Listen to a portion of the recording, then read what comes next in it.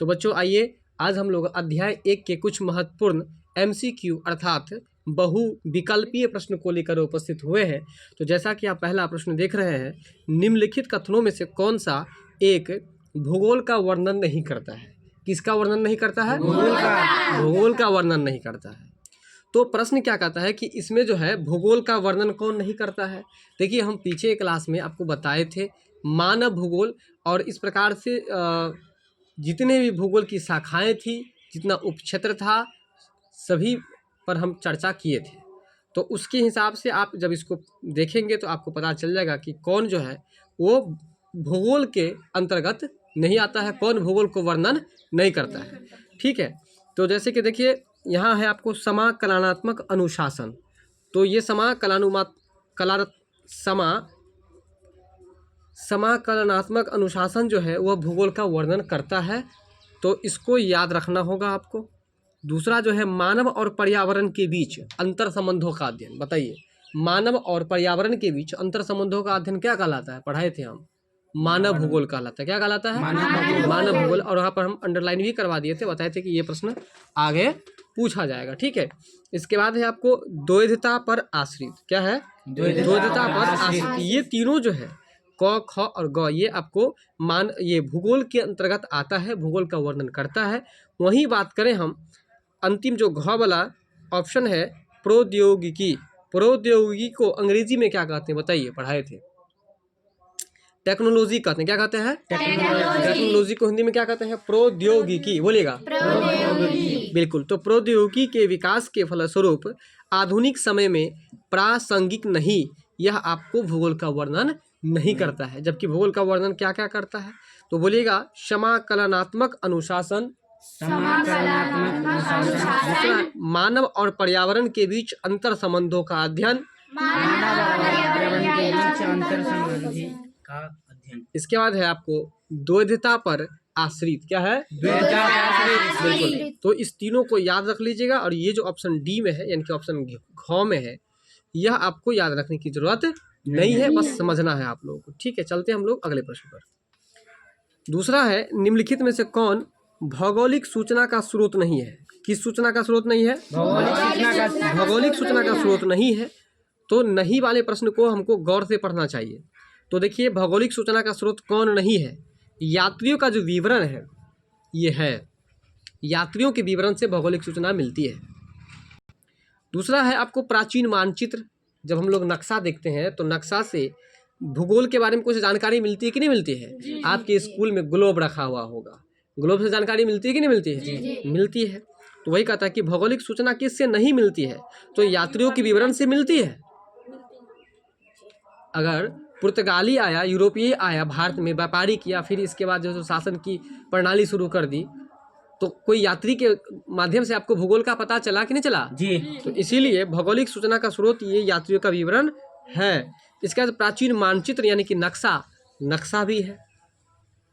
क्या है? नक्शा भी है। तो ये नक्शा बोलने से एक प्रश्न याद आ रहा है, बताइए आप लोग कि वह ऐसा कौन सा जगह है ना, जहाँ केवल नदी ही नदी है लेकिन पानी नहीं है? ये प्रश्न का आंसर आप लोग ढूंढ करके बताइएगा कि ऐसा कौन सा जगह है जहाँ नदी ही नदी है लेकिन पानी नहीं है। बताइएगा आप लोग सोच करके। तो आइए, इसके बाद है आपको चंद्रमा से चट्टानी पदार्थों के नमूने। यह आपको भौगोलिक सूचना का स्रोत नहीं है। चंद्रमा से चट्टानी पदार्थों के नमूने ये आपको भौगोलिक सूचना का स्रोत नहीं है। जबकि कौन कौन है? तो ये घ में जो आप देख रहे हैं प्राचीन महाकाव्य, ठीक है, बात समझ रहे हैं? ये जो है आपको चंद्रमा से चट्टानी पदार्थों के नमूने, ये भौगोलिक सूचना का स्रोत है कि नहीं है? नहीं है, याद रखिएगा। जबकि कौन कौन है? तो यात्रियों का विवरण है, प्राचीन मानचित्र है, इसके बाद प्राचीन महाकाव्य है। ये तीनों जो है भौगोलिक सूचना का स्रोत नहीं है। बात समझ रहे हैं? कौन नहीं है? तो चंद्रमा से चट्टानी पदार्थों के नमूने। ठीक है, तो इस प्रश्न का राइट आंसर जो हो जाएगा वो आपको ग हो जाएगा। इसके बाद है निम्नलिखित में कौन सा एक लोगों और पर्यावरण के बीच, किसके बीच? लोगों और पर्यावरण के बीच। लोग मतलब मानव हो गया, और पर्यावरण का मतलब जिससे आप घिरे हुए हैं। तो मानव और पर्यावरण के बीच में जो संबंध है उसको क्या कहते हैं? हम बताए थे ना, क्या कहते हैं? उसको हम लोग मानव भूगोल कहते हैं। तो एक लोगों और पर्यावरण के बीच अन्योन्य क्रिया का सर्वाधिक महत्वपूर्ण कारक पूछ रहा है आपसे, तो इसका राइट आंसर आपको प्रौद्योगिकी हो जाएगा। क्या हो जाएगा? प्रौद्योगिकी। और अभी जस्ट बताए हैं कि प्रौद्योगिकी को अंग्रेजी में क्या कहते हैं? टेक्नोलॉजी। क्या कहते हैं? टेक्नोलॉजी कहते हैं। ठीक है, तो इसका राइट आंसर आपको ख हो जाएगा, प्रौद्योगिकी। इसके बाद है आपको 4 नंबर में, निम्नलिखित में से कौन सा एक मानव भूगोल का उपागमन या उपागम नहीं है? ठीक है, तो मानव भूगोल का उपागम कौन नहीं है? तो अन्वेषण और वर्णन जो है वह मानव भूगोल का उपागमन नहीं है। जबकि क्या क्या है? तो याद रखिएगा, क्षेत्रीय विभिन्नता है, मात्रात्मक क्रांति है, स्थानिक संगठन है, जबकि अन्वेषण और वर्णन जो है मानव भूगोल का उपागम नहीं है। समझ के बात? आइए, तो इस अध्याय में आपको 2 जगह पर वस्तुनिष्ठ प्रश्न दे दिया है, तो इसको भी जरा जानते हैं। मानव भूगोल क्रियाशील मानव और अस्थायी पृथ्वी के परिवर्तनशील संबंधों का अध्ययन है। यह परिभाषा याद रखना जरूरी है। कुमारी सैंपल का जो ये परिभाषा है बहुत ही ज़्यादा महत्वपूर्ण होता है। तो मानव भूगोल क्रियाशील मानव भूगोल जो है वो क्रियाशील मानव, क्रियाशील का मतलब जो काम में बिजी है, इंसान मानव बिजी रहता है कि नहीं बिजी रहता? तो क्रियाशील मानव और अस्थायी पृथ्वी। बताइए, पृथ्वी कभी भी अस्थायी रूप से एक जगह है कि नहीं है? नहीं है। तो आप बताइए कि सूरज चलता है या पृथ्वी चलती है? सूरज। आप बताइए और कोई बताइए। पृथ्वी चलता है। पृथ्वी चलती है, सूरज नहीं चलता है, जबकि सूरज दिखाई देता है। याद रखिएगा, सूरज एक जगह ही अस्थायी है, लेकिन पृथ्वी अस्थायी नहीं है। तो इसलिए ध्यान दीजिए कि क्रियाशील मानव और अस्थायी पृथ्वी के जो परिवर्तनशील संबंध है और उसका जो अध्ययन है, वह परिभाषा किसने कहा? तो कुमारी सैंपल ने कहा। कुमारी सैंपल क्या कहे कि क्रियाशील मानव और अस्थायी पृथ्वी के परिवर्तनशील संबंधों के अध्ययन को हम लोग मानव भूगोल कहते हैं। क्या कहते हैं बताइए? तो मानव भूगोल कहते हैं। अगला प्रश्न है जियोग्राफी। क्या है? जियोग्राफी शब्द किसने गढ़ा है? तो जियोग्राफी शब्द जो है इरेटोस्थनीज ने गढ़ा है। जियोग्राफी शब्द किसने गढ़ा है? जियोग्राफी शब्द किसने गढ़ा है? इरेटोस्थनीज ने गढ़ा है। यहाँ तक क्लियर है? चलिए, इसके बाद जो अगला प्रश्न है, क्या है अगला प्रश्न? संभववाद। क्या है? संभववाद शब्द का प्रयोग सबसे पहले किस फ्रांसीसी विद्वान ने किया? ठीक है, तो देखिए, संभववाद शब्द का प्रयोग जो है सो सबसे पहले कहाँ के विद्वान ने किया था? तो फ्रांस के। कहाँ के? फ्रांस के। तो इसलिए उनको कहा गया फ्रांसीसी विद्वान। तो संभववाद शब्द का सर्वप्रथम प्रयोग कहाँ के विद्वान ने किया था? तो फ्रांस के।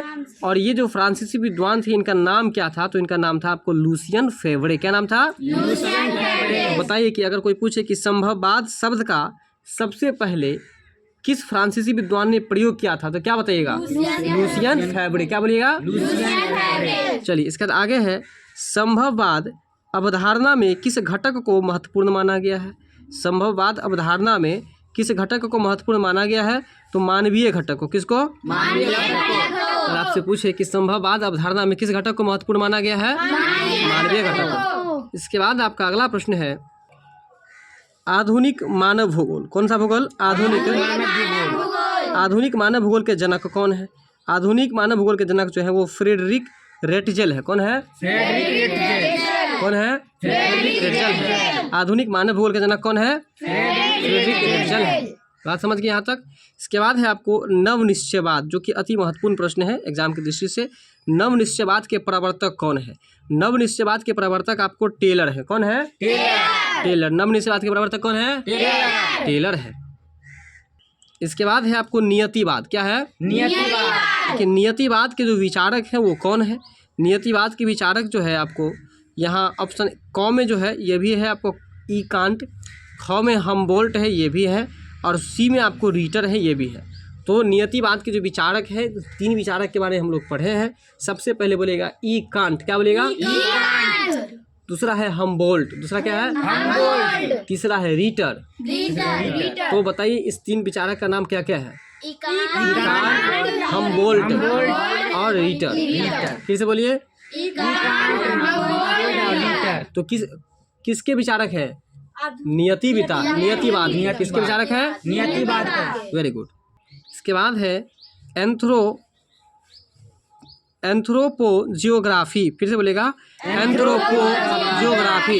देखिए एंथ्रोपोजियोग्राफी नामक पुस्तक जो है रेटजेल के द्वारा लिखा गया है। किसके द्वारा लिखा गया है?